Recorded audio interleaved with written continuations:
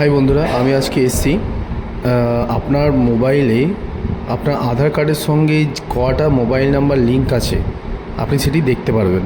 এটা এই প্রসেসটার মাধ্যমে, এই ভিডিওটার মাধ্যমে আপনি দেখতে পাবেন যেগুলো আপনার প্রয়োজনীয় নাম্বার নেই বা যেগুলো আপনার নাম্বার নয় সেগুলো আপনি চাইলে এখানে রিপোর্ট করে দিতে পারেন, নট রিকোয়ার্ড করে দিতে পারেন, তাহলে সেই নাম্বারটি আপনার বন্ধ হয়ে যাবে। তো দেখুন, এই ওয়েবসাইটটা খুলবেন, ট্যাপকপ বলে লিখে দিয়ে এখানে দেখুন নিচে আপনার 10 ডিজিট মোবাইল নাম্বার এন্ট্রি করার অপশান দিচ্ছে।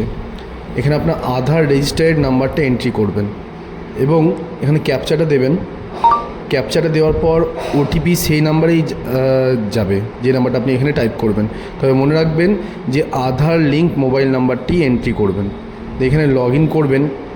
লগ ইন করার পর দেখুন ওটিপি আসবে। ওটিপিটা এখানে এন্টার করে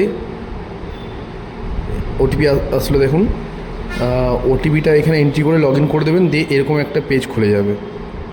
দেখুন আপনারা দেখতে পাবেন, আমি এখানে ওটিপিটা টাইপ করব। ওটিপিটা এখানে টাইপ করে নিলাম, দিয়ে দেখুন এখানে একটা এরকম পেজ খুলে গেল।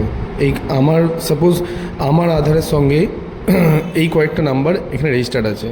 এবার যে নাম্বারটা আমার দরকার নেই বা আমি আর ব্যবহার করছি না, সেটা নট রিকোয়ার্ড করে এখানে ক্লিক করে রিপোর্ট করে দেবেন। আর যদি ভাবেন যে আপনার কোনো আনঅথরাইজ নাম্বার রয়েছে, মনে হচ্ছে যে এই নাম্বারটা আমার নয়, সেটা নট মাই নাম্বার দিয়ে রিপোর্ট করে দেবেন। তাহলে সেই সিমটি কী হবে, বন্ধ হয়ে যাবে। আপনার নাম্বার থেকে, আপনার আধার কার্ড থেকে ওটা ডিলিঙ্কড হয়ে যাবে। তো এটা খুব সহজে এই প্রসেসটা করতে পারেন, আর খুব প্রয়োজনীয়, এটা একটা দরকারি ডকুমেন্টস। থ্যাংক ইউ বন্ধুরা।